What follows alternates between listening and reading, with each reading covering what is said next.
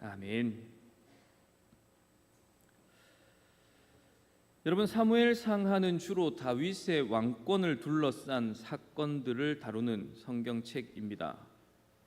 사무엘상은 다윗이 그의 보좌를 향하여 가는 길을 다루고 있고요. 사무엘하는 이스라엘을 통치하는 다윗의 통치에 대해서 다룹니다. 그렇게 다윗이 비록 사무엘상하의 중심 인물입니다만 다윗의 이름을 따서 다윗상하라고 말하지 않고요. 사무엘의 이름을 따서 사무엘상하라고 하고 있습니다. 사사기를 마무리하고 이제 왕정 시대에 들어가면서 자기의 소견에 옳은 대로 행하여 자기 스스로 왕이 되어져 있는 참 왕이신 하나님을 멸시하던 사사 시대를 끝내는 인물이 사무엘이기 때문이고요. 참된 왕이신 하나님의 통치를 잘 보여주는 다윗이 세워지고 그리고 다윗을 통해 하나님의 나라가 어떻게 회복되어져 가는지 그 희망을 사무엘을 통해서 확인해 볼 수 있기 때문에 사무엘상하라고 부르고 있습니다. 오늘 우리가 살펴볼 사무엘상 1장은 사무엘의 탄생 기사, 그리고 엘가나의 두 아내 한나와 브닌나의 심각한 투쟁, 그리고 한나가 사무엘을 하나님께 드리는 사건, 여러분 이것이 기록되어져 있습니다. 1장은 그 자체로는 특별한 가정 안에서 벌어지고 있는 사소한 여인들의 다툼 정도 그렇게 보여지는데요. 대부분의 가정들처럼 엘가나의 가정에도 특정한 문제가 있는 거죠. 그러나 여러분, 성경이라는 것이 가정의 문제에 어떤 답을 주기 위해서 기록되어져 있는 책은 아니지 않습니까? 이보다 더 큰 주제인 하나님의 구원 역사, 그것을 우리에게 일러주고 교훈하기 위해서 기록되어져 있는 책입니다. 여러분, 이 사실을 이해하기 위해서 우리는 이 사건이 일어나고 있는 시대, 이 시대가 어떠한지를 먼저 기억할 필요가 있습니다. 당시는 사사시대의 끝자락입니다. 사사기의 삼손 이후로 사사는 그치고요. 그 땅은 짙은 어둠으로 덮여지게 됩니다. 그리고 우리는 사사시대를 요약하는 한 구절을 이미 알고 있어요. 그때의 이스라엘의 왕이 없으므로 사람이 각각 그 소견에 옳은 대로 행하였더라. 한마디로 구약 교회가 얼마나 암흑기에 있는가, 그걸 말해주고 있는 거거든요. 그리고 이방 나라인 블레셋의 멍에가 이스라엘을 지금 무겁게 짓누르고 있습니다. 오늘 사무엘상 1장 3절에 엘리의 두 아들 홈니와 비느하스가 여호와의 제사장으로 실로에 있었다라는 이 사실을 알 수가 있는데요. 그리고 2장 12절부터 17절에서 이 제사장이 얼마나 타락한 제사장인지를 보여주고 있습니다. 12절을 보시면 여호와를 알지 못하였더라. 그리고 17절에 여호와의 제사를 멸시함이었더라. 그렇게 말하면서 사사기에 언급했던 사람들이 자기 소견에 좋을 대로 살았던 그 모습과 지금 성소에 있는 제사장의 모습, 홈니와 비느하스의 모습이 그저 똑같다라는 것을 알 수가 있습니다. 그러나 여러분, 이런 암흑기임에도 불구하고 하나님께서는 하나님의 뜻, 구원 역사를 위해서 친히 일하고 계시는 분이거든요. 우리가 똑같은 사사시대인 룻기를 통해서도 살폈던 것이 무엇입니까? 하나님께서 어떻게 사사시대에 타락한 한 가정을 회복시키고 예수 그리스도의 탄생까지 인도하고 계시는가? 우리가 룻기를 통해 이미 살펴본 사실입니다. 오늘 본문인 사무엘상 1장 역시 감동적인 이야기입니다. 그러나 단지 아이를 낳지 못해서 비참함을 겪던 한 여인이 아이를 낳게 되어지는 그런 감동적인 이야기뿐만 아니고요. 이 사건 역시 하나님의 구원 역사의 사건이라는 것, 여러분 그걸 잊지 말아야 하는 것이죠. 하나님께서는 사무엘이라는 한 아이의 탄생을 통해서 깊은 절망과 암흑 속에 있는 자기 백성을 위한 구원 역사를 행하기 시작하십니다. 그래서 우리는 엘가나 가정에 한나와 브닌나의 다툼이라는 가정사를 통해서 하나님께서는 오실 메시아를 예비하셨다, 그 길을 준비하셨다, 이 사실을 볼 수 있어야 하는 것이죠. 여러분, 오늘 우리는 하나님께서 자기 백성의 구원을 위해서 지금도 일하고 계시다라는 이 사실, 이 교훈을 말씀을 통해 살펴보려고 합니다. 하나님께서 우리 교회에 오늘 말씀을 통해 은혜를 베푸시기를 소망합니다. 여러분, 사무엘상 1장 시대는 정말로 구약 교회의 암흑기입니다. 하나님의 언약궤가 있고요, 하나님의 임재의 상징인 성소, 그곳에서 일어나는 일만 보아도 너무 암담합니다. 대제사장 엘리의 두 아들 홈니와 비느하스는 백성이 드리는 제사, 희생 제사에 대해 전혀 신경을 쓰지 않습니다. 우리가 새벽에 레위기를 살펴보고 있는데요, 하나님께서는 이스라엘의 제사 제도에 대해서 하나하나 상세히 말씀해주고 계십니다. 5가지 제사에 있어서 제물은 무엇이 드려져야 하는지, 그 제물을 어떻게 손질해야 하는지, 그 제물에 남은 것들은 어떻게 처리해야 하는지, 또 어떤 제물은 모두 태워야 하고 어떤 제사의 제물은 함께 나누어 먹을 수 있는지, 제사장의 몫은 어떻게 처리해야 하는지, 정말 사소해 보이는 보여지는 것에 대해서도 자세하게 말씀을 해주고 계시거든요. 그리고 그 말씀대로 순종하여 제사할 때에 제사 드리는 이의 죄를 용서해 주시고 그 예배를 받아 주십니다. 그러나 여러분, 오늘 엘리와 두 아들의 모습을 보시면 지금 제사의 모습은 있습니다. 그러나 여러분, 제사를 집례하는 제사장으로 인해서 하나님의 이름이 멸시를 당하고 있는 거야. 예배는 하나님께서 받으실 만한 예배가 전혀 되지를 못합니다. 아버지 엘리 대제사장은 어떻습니까? 그런 아들들에게 그 어떤 권징도 하지 않습니다. 아들들은 악을 저지르고 있고요, 아버지는 아무런 훈계도 하고 있지 않은, 그저 방치하고 있는, 정말로 이스라엘의 중심인 성소에서 하나님의 얼굴 앞에서 악이 행해지고 있는, 그야말로 암흑의 시기인 것이죠. 사무엘상 1장에서 엘리의 제사장과 두 아들의 이야기를 읽고 있으면 사사기 17장에 나오는 에브라임 산지에 있었던 미가 이야기가 생각이 납니다. 자기 집에 성소를 만듭니다. 성소는 실로에 있지 않습니까? 그러나 실로까지 가고 싶은 마음이 없는 거예요. 내 집에 내가 성소를 만들면 되지, 그렇게 생각하는 겁니다. 그리고는 성소에는 반드시 누가 있어야 합니까? 제사장이 있어야 하죠. 그래서 자기 아들을 제사장으로 삼습니다.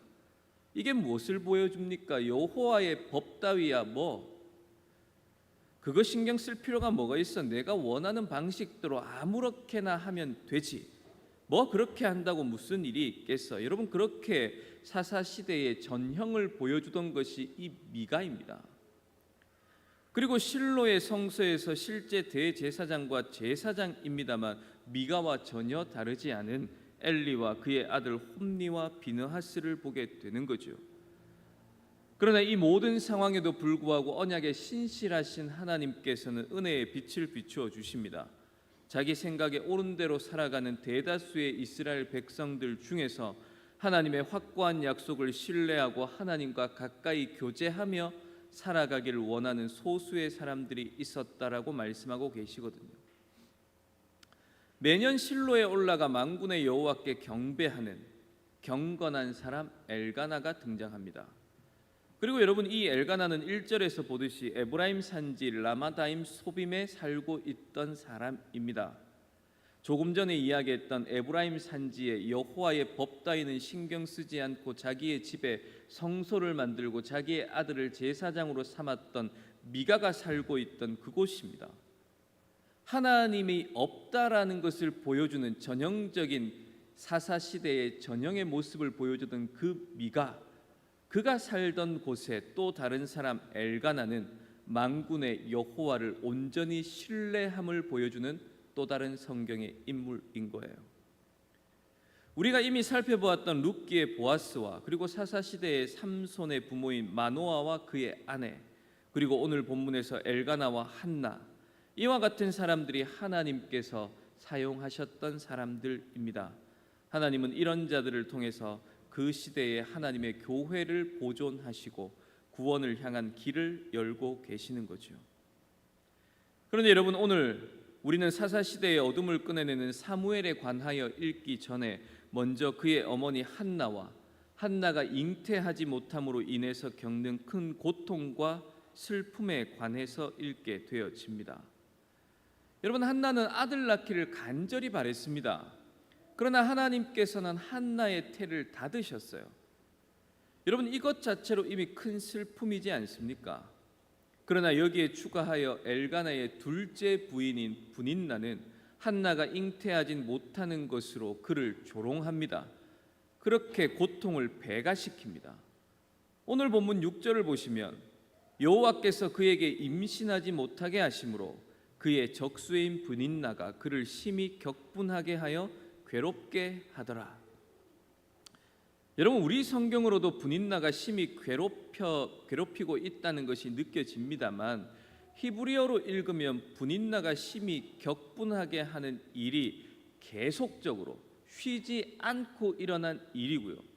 한나의 괴로움 역시 그저 한 번 괴로웠다, 잠시 괴로웠다는 것이 아니라 쌓이고 쌓여서 견딜 수 없는 지경에 이르렀다, 그런 의미로 기록되어져 있습니다. 아브라함의 경우를 한번 생각해 보십시오. 아들은 분명히 주신다고 했는데 사라가 아들을 낳지 못합니다. 그래서 사라가 제안해서 사라의 요종인 하갈을 아내로 맞이하죠. 하갈이 임신을 합니다. 임신을 하자마자 하갈이 무슨 일을 벌입니까? 자기의 여주인인 사레를 멸시하고 무시하잖아요. 여러분, 그게 그 당시의 풍습입니다. 아브라함의 집 안에서 이런 일이 벌어졌다면 여러분, 사사시대의 엘가나 집에서 이런 일 벌어지는 것은 그저 우스운 일 아니겠습니까? 분인나는 둘째 부인으로 왔는데 성경의 기록에 의하면 아들도 낳고요, 딸들도 낳은 것 같아요. 그리고 한나를 조롱하는 분인나는 한나와 같은 지붕 아래 살아가고 있습니다. 그러니 한나의 고통이 얼마나 컸겠습니까? 사실 이 분인나는 하나님의 복을 받고 있는 거거든요. 1장 4절을 보시면 분인나에게 제사를 드리고 난 후에 제물의 몫을 나누어 줍니다. 분인나에게서 태어난 아들들에게도 제물의 몫을 나누어 주고요, 딸들에게도 다 나누어 줍니다. 남편에게 이미 받을 것 다 받습니다. 자기 자녀들의 수만큼 받고 있습니다. 그리고 무엇보다 분인나가 자녀들이 있었다라는 것은 하나님께서 분인나의 태를 열어주셨다는 것이니까요. 여러분, 자신의 부요함에 대해서 감사하며 하나님의 도우심과 복이 아이가 없어 고통 중에 있는 한나에게로 향하기를 바라야 하지 않습니까? 분인나는 한나에게 동정과 사랑을 보여주는 것, 이게 바람직한 것입니다. 그러나 분인나는 한나를 도리어 경멸하고 멸시합니다.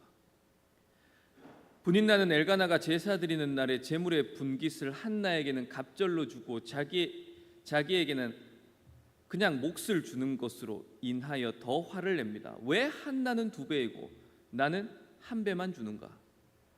자신은 엘가나에게 아들과 딸을 나누어 주었는데 놓아 주었음에도 불구하고 왜 자신이 한나보다 더 사랑받지 못하는가? 이걸 견디지를 못하는 거죠. 분인나는 엘가나의 사랑을 받는 한나를 시기합니다. 분인나는 잉태하여 아들을 낳은 일로 인하여 자신이 한나보다 엘가나에게 있어서 더 나은 아내다, 그렇게 생각을 하고 있는 거죠. 이렇게 분인나는 하나님께서 자신에게 베풀어 주신 복으로 하나님을 찬양하며 하나님의 백성답게 이웃에게 사랑을 보여주는 것이 아니라 도리어 자신을 자랑합니다. 나는 하나님께 복을 받은 사람, 너는 하나님께 저주를 받은 사람. 그렇게 이웃에게 악을 행하는 것으로 이 가정의 불화에 대해서 처리를 하고 있지요. 분인나는 미움으로 가득 차 있습니다. 독을 품고는 한나를 칠 수 있는 무기가 무엇이 있을까 찾습니다. 여러분, 그게 무엇이었겠어요? 한나에게 있어서 한 가지의 약점, 그거 잉태하지 못하는 것 아닙니까? 분인나는 이 약점을 놓치지 않습니다. 이걸 공격하는 거예요. 이스라엘에게 있어서 이스라엘 백성 중에서 아이를 낳지 못하는 것, 이것은 언약의 저주라고 여김 받는 것입니다. 이스라엘 백성들은 아이는 하나님께로부터 받는 기업이고요, 축복이며 하나님의 선물이라고 굳게 확신하고 있습니다. 그래서 이스라엘 백성들을 생각하기를 만일 아내가 아이가 없다면 하나님께서 태를 닫으신 것이고 하나님께서 태를 닫으실 때는 분명한 이유가 있을 것이다, 그렇게 생각을 하는데요. 여기에서 편견이 생기는 거예요. 마치 욥의 친구들이 욥이 비밀스러운 죄가 있어서 우리는 알지 못하는, 그러나 심각한 죄가 있어서 그런 재난을 당하게 되었다라고 생각하는 것과 똑같은 방식으로 하나님께서 자녀를 주지 않는 여인들을 향하여 분명히 우리가 알지 못하는, 그러나 하나님 앞에 정말 심각한 죄를 지었을 것이다, 그렇게 생각하는 것이죠. 그래서 자녀를 얻지 못하는 것은 하나님께서 주시는 형벌로 보았습니다. 분인나가 한나에 대해서 공격하는 것이 이 부분입니다. 오늘 본문에 정확히 뭐라고 한나의 마음을 상하게 했는지 나오진 않습니다만, 성소에 매년 제사를 드리러 올라갈 때마다 하나님께 은밀한 죄를 지어서 저주받고 있는 주제에 너 감히 성소에 올라온다고? 부끄럽지 않아? 얼마나 큰 죄를 저질렀으면 매년 제사를 지냄에도 불구하고 용서를 받지 못하냐? 뭐 이런 소리를 끝없이 해댔을 거예요. 성소를 오고 가는 길에도 해댔을 것이고요, 화목 제물을 나누어 먹는 그 시간에도, 식사 시간에도 그렇게 했을 것입니다. 그런데 여러분, 오늘 우리가 본문을 읽으면 한나가 침묵하고 있다라는 사실을 잘 보시기 바랍니다. 슬픔을 지니고 있습니다만 침묵하고 있습니다. 한나는 분노하지 않습니다. 사라가 하갈을 내쫓으라고 아브라함에게 독촉하듯이 엘가나 자신의 남편에게 지금 당장 이 수치에 대해서 해결해 놓으라, 그렇게 분노를 표출할 수 있다고요. 엘가나가 자신을 더 사랑하고 있고요, 매년 성소에 제사하러 올 때마다 분인나가 분을 일으킨다는 것, 이것 엘가나도 알고 있으니까요. 분명히 그렇게 일을 처리할 수 있습니다. 분인나를 내쫓으시오. 그러나 한나는 자녀가 없어서 조롱과 멸시를 당합니다만, 그래서 울고 슬퍼합니다만 그 슬픔을 억누르며 살아가고 있는 여인입니다. 본문에서 한나가 분인나의 공격에 방어하고 있는 모습을 전혀 보지를 못해요. 오히려 한나는 이 일에 대해서 어떻게 처리합니까? 특정한 날에 한나의 고통이 극심해졌을 때에 한나는 성소에 들어가 하나님 앞에서 기도하고 통곡합니다. 한나는 다른 누구보다도 자신을 잘 이해하고 필요할 때 참된 도움이 되시는, 그리고 항상 들어주시는 하나님께 나아가 도움을 구하고 있는 것이죠. 여러분, 이 한나의 기도를 우리가 좀 살펴볼 수 있는데요, 지금 한나가 기도하면서 하나님을 뭐라고 부르고 있는지를 한번 잘 보십시오. 만군의 여호와라고 부릅니다. 여러분, 이 만군의 여호와라는 것이 구약에 처음 언급되어지는 것이 이 본문입니다. 사무엘상 1장요. 1장 3절에 만군의 여호와께 예배하며, 여기에 처음 나고요. 그리고 11절에 한나의 기도에서 한나가 하나님을 만군의 여호와라고 처음으로 부르고 있습니다. 만군의 여호와란 말이 무슨 말입니까? 말 그대로 군대의 하나님이라는 거예요. 누가 봐도 전쟁 용어입니다. 하나님께서 자신을 싸우는 왕으로 나타내실 때에 자신을 만군의 여호와라고 부르고 계십니다. 그러면 지금 하나님께서는 어느 군대의 왕이 되는 것입니까? 우리는 이 만군의 여호와가 구체적으로 어느 군대의 하나님인 줄을 가리키는 것을 사무엘상 17장 45절에서 발견할 수 있는데요, 다윗이 블레셋 사람에게 이르되 너는 칼과 창과 단창으로 내게 나오거니와 나는 만군의 여호와의 이름 곧 내가 모욕하는 이스라엘 군대의 하나님의 이름으로 내게 나아가노라. 다윗이 골리앗과 싸울 때의 말씀이잖아요. 골리앗은 하나님의 이름을 비웃습니다. 이에 반응하여 다윗은 골리앗과 싸우러 나갑니다. 이때 다윗이 이렇게 말합니다. 너는 칼과 창과 단창으로 내게 나아오거니와 나는 만군의 여호와의 이름, 이스라엘 군대의 하나님의 이름으로 내게 나아간다. 여러분, 이 말씀에서 만군의 여호와는 어느 군대의 하나님이라고 말씀하고 있습니까? 내가 모욕하는 이스라엘 군대의 하나님의 이름입니다. 이스라엘 군대의 하나님. 여러분, 하나님께서 만군의 여호와라고 불리실 때에는 특별히 우리들 하나님의 백성들이 군대인 그 군대의 왕이 되심을 말하고 있는 거예요. 물론 하나님께서는 온 우주의 왕이십니다. 하지만 하나님은 만군의 여호와라고 불릴 때에 하나님 편에서 싸우는 이들이 우리들이기를 바라고 계시는 겁니다. 하나님께서는 비록 보잘것없지만 하나님의 백성인 우리로 구성되어진 그 군대의 하나님이 되시기를 원하고 계시는 거죠. 그러면 여러분, 엘가나와 한나의 시대, 사무엘이 태어나던 시대는 사사시대이지 않습니까? 사람들이 각기 자기 소견에 옳은 대로 행하고 있던 시대입니다. 무슨 말입니까? 하나님이 왕이 아니라 내가 스스로가 왕이 되어져 있던 시대라는 거예요. 즉 사사시대는 아무도 하나님을 자신의 지휘자로 여기지 않던 시대입니다. 하나님께서는 이스라엘을 자신의 군대로 부르기를 원하고 계시지만 아무도 하나님의 군대가 되어지고 싶어 하지 않는 그때라는 거예요. 바로 이런 시대에 한나가 만군의 여호와의 이름으로 간구했다는 것은 무엇입니까? 하나님께서 이스라엘 군대의 왕이 되어 주시기를 간절히 바랬다는 겁니다.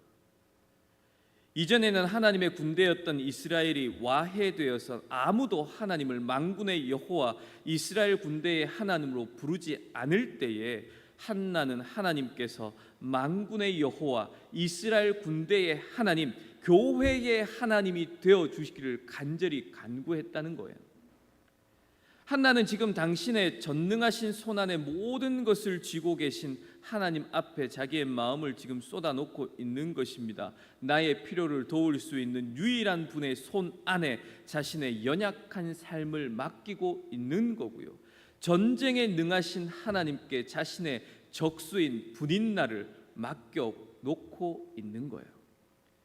여러분, 지금 이 분인나가 하나님의 대적이 되어져 버린 것 아시겠습니까? 여러분, 이 하나님이 이스라엘의 군대, 이스라엘 군대의 하나님이 되셔서 치루어야 할 전쟁의 내용을 보시면 나를 기억하사 주의 여종을 잊지 아니하시고 주의 여종에게 아들을 주시면, 지금 한나는 자기의 태를 열어주십시오 그렇게 간구하고 있는 겁니다. 여러분, 한나가 기도하는 내용에 조금 더 주목해 보시면 한나는 아들을 주시면이라고 기도하는데요, 11절에 그 뒤를 보시면 내가 그의 평생에 그를 여호와께 드리고 삭도를 그의 머리에 대지 아니하겠나이다 합니다. 여호와께 드리고 삭도를 그의 머리에 대지 않겠다, 민수기 6장 5절의 나실인의 규례에 대해서 말하고 있는 거예요.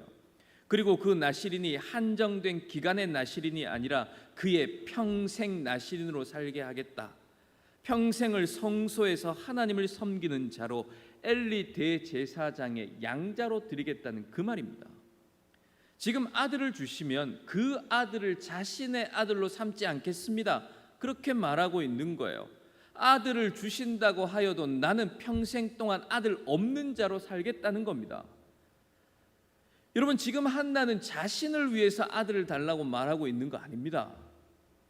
아들이 없어서 수모를 당하고 있지만 하나님께 그렇게 고통 중에 나아가서 기도합니다만 그 탄원의 내용이 하나님 아들 주시면 내가 속이 시원하겠습니다라는 그런 기도의 내용이 아니라는 거예요. 하나님, 내 노년에 나를 복양해 줄 아들이 필요하기 때문에 하나님 아들 주십시오, 내 태를 이제라도 열어주십시오 그렇게 기도하고 있는 것 아닙니다.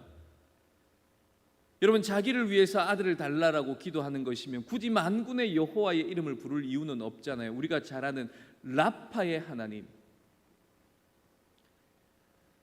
여러분 이거면 충분하지 않습니까?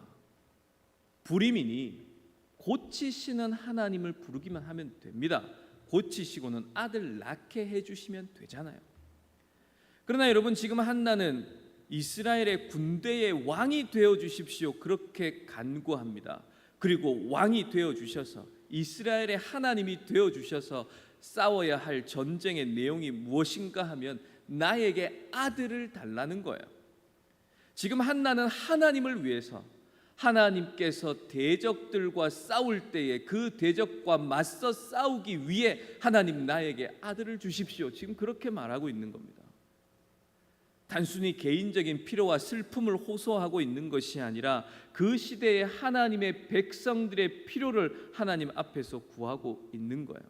여러분, 지금 이스라엘의 상태가 어떻습니까? 하나님의 복을 누리지 못하고 있는 이들입니다. 하나님의 대적들이 이스라엘을 억압하고 있습니다. 블레셋과 모압과 암몬과 이방 나라들이 그들을 압제합니다. 제사장들의 모습을 통해서 알 수 있듯이 이스라엘은 영적으로도 이미 죽어 있습니다. 그야말로 무덤 속에 있는 것과 똑같은 상태입니다. 깊은 수월에 빠져서 헤어나오지 못하고 있지요.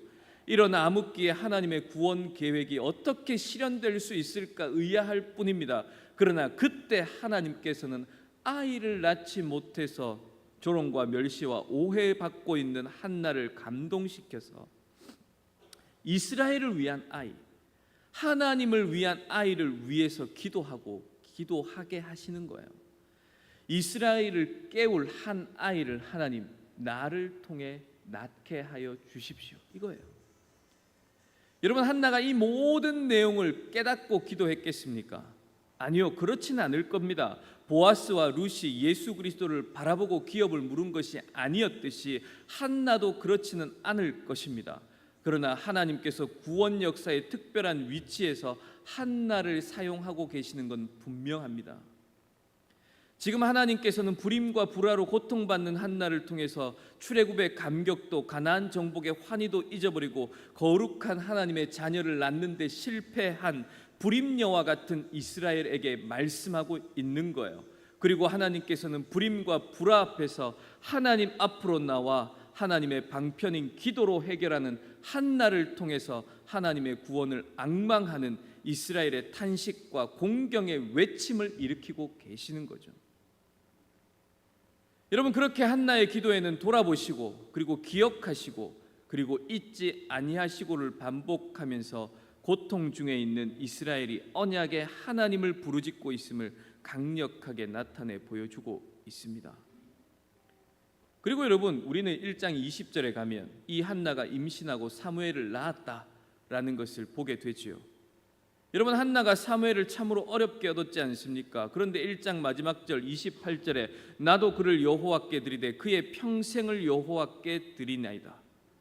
여러분, 한나가 어떤 심정으로 하나님께 이 사무엘을 드렸을까요? 한나가 사무엘을 젖될 때까지 길렀는데요, 거의 모든 학자들이 당신은 만 3살까지 젖을 물렸다라고 말을 합니다. 우리나라 나이로 치면 4살에서 5살까지입니다. 젖을 먹이면서 애지중지 사랑을 했을 거예요. 그런데 이제 하나님께 드려야 하는 상황이 되었습니다. 어떤 마음으로 생명보다 귀한 아들을 내어 놓았겠습니까? 여러분, 인간적으로 성경을 읽으면 어쩔 수 없이 사무엘을 드린 것 같아요. 서원했으니까. 그러나 여러분, 율법으로도 서원했을 때에 그 서원대로 내가 갚지 못할 때는 다른 방법으로 서원을 해결할 수 있습니다. 그래서 여러분, 사무엘을 어쩔 수 없이 드리는 건 아니에요. 여러분, 우리는 하나님께서 자녀를 내놓으라 하셔서 온전히 하나님께 드렸던 한 사람을 알고 있지 않습니까? 아브라함 말입니다. 아브라함은 하나님께서 100살에 얻은 아들을 제물로 바치라는 명령을 받습니다. 그리고 이 명령을 듣고는 이삭을 바치기 위해 모리아 산으로 가죠. 당시 일행에는 아브라함과 아들 이삭 그리고 함께 동행한 2명의 사환이 있었습니다. 번제에 쓸 장작은 쪼개어 나귀에 실은 상태였고요. 모리아 산이 가까워오자 아브라함은 2 사환에게 나귀와 함께 이곳에서 기다리라 하고는 이삭과 둘만 꼭대기로 올라갑니다. 여러분, 창세기 22장 5절 보시면 이에 아브라함이 종들에게 이르되 너희는 나귀와 함께 여기서 기다리라. 내가 아이와 함께 저기 가서 예배하고 우리가 너희에게로 돌아오리라 하고 우리가 너희에게로 돌아온다, 그렇게 말합니다. 아브라함은 분명하게 나와 이삭이 너희에게 돌아오겠다라고 분명히 말하고 있습니다. 여러분, 히브리어 성경은 더 정확하게 그렇게 이야기를 합니다. 아브라함이 이삭을 바치러 가고 있으면서도 이삭과 함께 내가 돌아올 것이라고 그렇게 분명히 말하고 있거든요. 히브리서 11장에는 이 장면을 이렇게 해석합니다. 아브라함은 시험 받을 때에 믿음으로 이삭을 드렸으니 그는 약속들을 받은 자로 돼 그 외아들을 드렸느니라. 그에게 이미 말씀하시기를 내 자손이라 칭할 자는 이삭으로 말미암으리라 하셨으니 그가 하나님이 능히 이삭을 죽은 자 가운데서 다시 살리실 줄로 생각한지라 비유컨대 그를 죽은 자 가운데서 도로 받은 것이니라.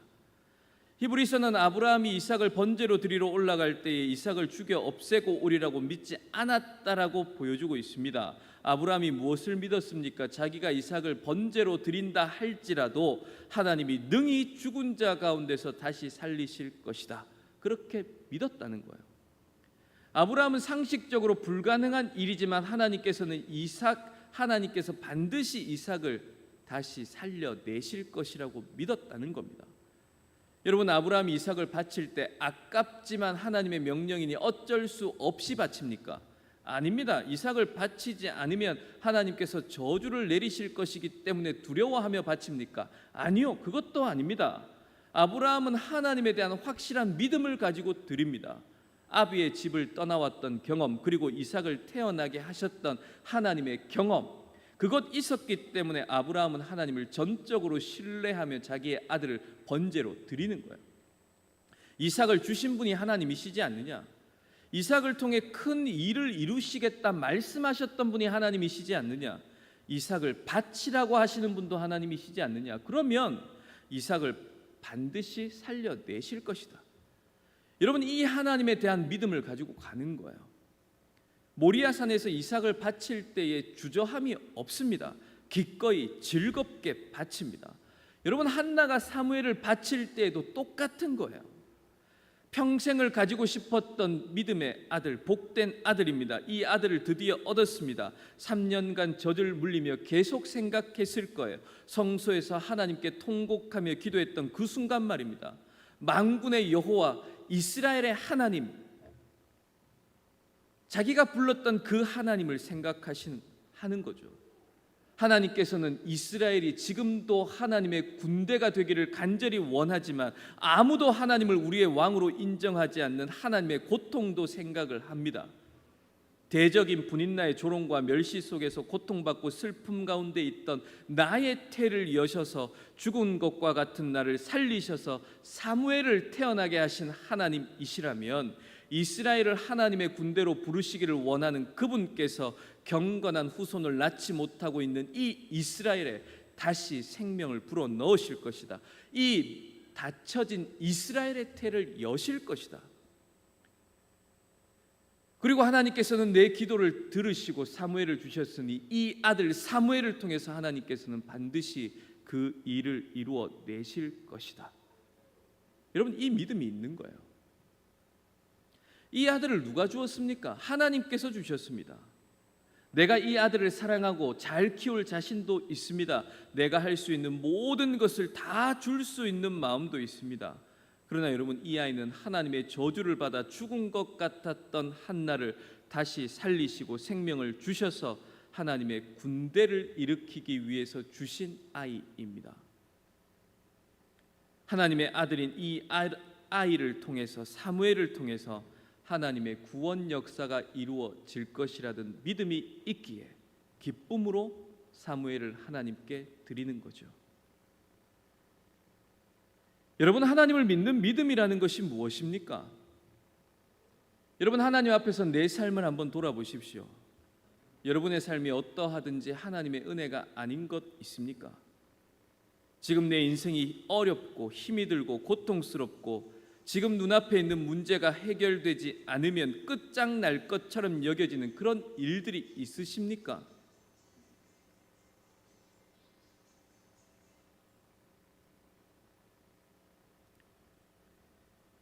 여러분, 하나님을 신뢰하셔야 됩니다. 하나님께서 죽은 자를 살리시는 분이며 없는 것을 있는 것처럼 부르실 수 있는 분임을 믿으십시오. 여러분, 그렇게 대적을 이기시는 분이 하나님이십니다. 이미 우리는 사망을 이기신 분이 하나님이라는 것 알고 계시잖아요. 죽음을 이기신 분이 하나님이시라는 것 아시잖아요. 여러분, 그걸 믿고 삶에서 드러내며 사는 자들이 신앙하는 자들인 거예요. 하나님께서 이 세상을 통치하시고 하나님께서는 전능하신 분임에도 불구하고, 그럼에도 불구하고 나를 그 자리에 두고 계시다는 것은, 그 자리가 내가 비록 있기에는 고달프고 힘이 들고 통곡하며 한탄할 수밖에 없는 자리라고 하더라도 하나님께서 나를 그 자리에 두신 이유는 나를 통해 하나님께서 이루시기 위한 뜻이 있다는 것을 믿으시기를 바랍니다. 하나님을 전적으로 신뢰하며 산다는 것은 그것입니다.